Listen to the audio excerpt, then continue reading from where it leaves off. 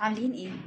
المرة دي هنتكلم عن الجروث مايند سيت. الجروث مايند سيت هي العكس تماما من الفيكسد مايند سيت. الفيكسد مايند سيت هي العقليات الثابتة اللي مش بتتطور، والجروث مايند سيت هي العقليات اللي بتشتغل على نفسها وبتتطور وبتكبر مع الوقت.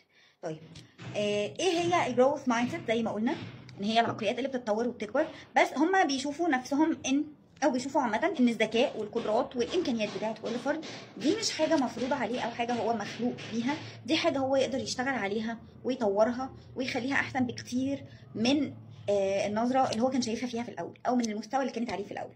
طيب الكاركترستكس بقى بتاعت الجروث مايند سيت عكس برضو الفيكسد مايند سيت تماما.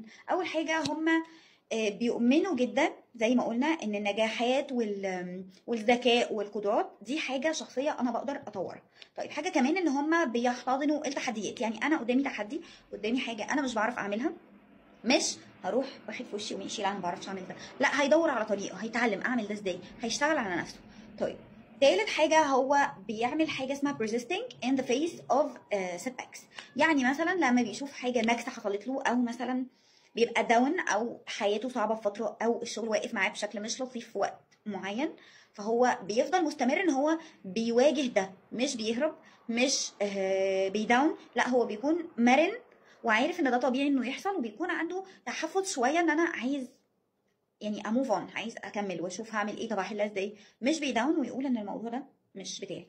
طيب بعد كده هو بيفاليو efforts، يعني لو شايف حد شغله هو عباره عن جهد بس او اعمال تقيله او مجهودات بدنيه مش عقليه، هو بيفاليو ده جدا وبيقدره وعارف ان ده طريق لاتقان وتحسين مهاره معينه، وهو نفسه لما بيشتغل هو عارف ان الافورتس اللي هو بيبذلها هي دي طريق بيوصل بيه للغايه اللي هو عايز يوصل لها، الا وهي الاتقان، التميز، ان هو يكون شاطر جدا. فهو بيفاليو جدا اي efforts بتتبذل. كمان هو بيسيك الليرنينج من الانتقادات اللي هو بيسمعها. يعني مثلا لو حد زي ما قلنا في الفيكسد مايند سيت، لما حد بينتقده الفيكسد مايند سيت بيعمل ايه؟ بيقفل، ويا اما بيعديك شخصيا يا اما بيتجاهل تماما اي كلام انت قلته. العكس تماما في الجروث مايند سيت، ده بياخد الكومنتس دي او حتى لو نقد بياخده بيحلله ويشوف هو محتاج يشتغل على ايه، وبيشتغل عليه فعلا علشان هو عايز يطور من نفسه ويحسن من نفسه، مش عايز يفضل عنده نفس الكومنتس ليوم كمان. بعد كده هو بي inspired by others success، يعني هو لما بيشوف حد زميله نجح في حاجة أو بذل مجهود في حاجة معينة وده نال رضا أو أخد إطراء من المدراء أو من الناس اللي حواليه، أو هو اتكرم بشكل معين على الحاجة اللي هو عملها أو على المجهودات اللي هو بذلها، هو مش بيشوف إن ده تهديد ليه، لا هو بي get inspired، يعني بيلهم عن طريق نجاحات الاخرين. لو شايف حد ناجح ده بيحفزه جدا ان هو عايز يشتغل على نفسه كمان، مش بيعادي اللي جنبه ولا بينافسه، بالعكس هو بيبقى انت ناجح وزي الفل انا كمان ناجح وزي الفل.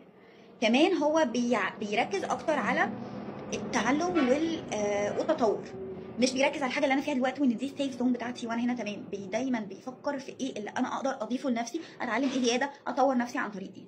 طيب ايه البنفيتس اللي الشخص اللي عنده جروث مايند سيت بيحصل عليها؟ اول حاجه بيبقى عنده increased للريزيلينس والبرزستنس. يعني ايه؟ يعني بيبقى عنده مرونه عاليه جدا ومثابره عاليه جدا، وده بيساعده في ان هو لو مسك تاسك تقيله او صعبه او شغل اول مره هو يعرف عنه حاجه، ده بيخليه اشطر وبيأدي احسن من الشخص اللي عنده فيكسد مايند سيت. كمان بيبقى عنده تحفيز اكبر وبيبقى انجيجمنت قوي في موضوع ان هو يتعلم. يعني لو مثلا حد عرض عليه ان هو يعلمه حاجه هيجقهم بسرعه، ماشي اوكي يلا نتعلم يلا دلوقتي. تالت حاجة بيبقى عنده قدرة عالية ان هو يتعامل مع التحديات ومع المشاكل مع النكسات، لان هو عايز يطور، عايز يحسن، عايز يعرف المشكلة دي اساسها ايه ويحلها، فده بيديله خبرة اكبر وعلم اكبر وهو اصلا بيدور على ده. رابع حاجة بيكون عنده ابداع وابتكار هايلين، لان هو طبعا بيفكر في حل كل مشكلة، مش بيقف عندها ويسيبها ويمشي، فده بيخليه عنده ابداع وابتكار اعلى من اي حد تاني. علاقاته بالناس بتكون افضل لان هو ما بيشوفهمش منافسين ليه، هو بيشوفهم ناس ماشيين معاه على نفس اللاين، احنا كلنا ماشيين في طريق واحد، محدش جاي يكسر على حد. بيبقى عنده نجاح اكاديمي ومهني اعلى لان هو مش عامل اي عداوات مع حد، ان المنافسه حاجه بتحفزه، فده بيخلي اداؤه اعلى وبيخلي ما عندوش عداوات مع حد. بعد كده اخر حاجه فيه ان هو بنقلل اصابته بمشاكل نفسيه زي الاكتئاب والقلق، اللي الشخص اللي عنده فيكسد مايند سيت بيعاني منهم، عنده قلق واضطراب، عنده انكزايتي. فطبعا انا اشجع اي حد ان هو يبقى عنده فيكسد مايند سيت، ان هو يشتغل على نفسه ويحول الفيكسد مايند سيت دي لجروث مايند سيت.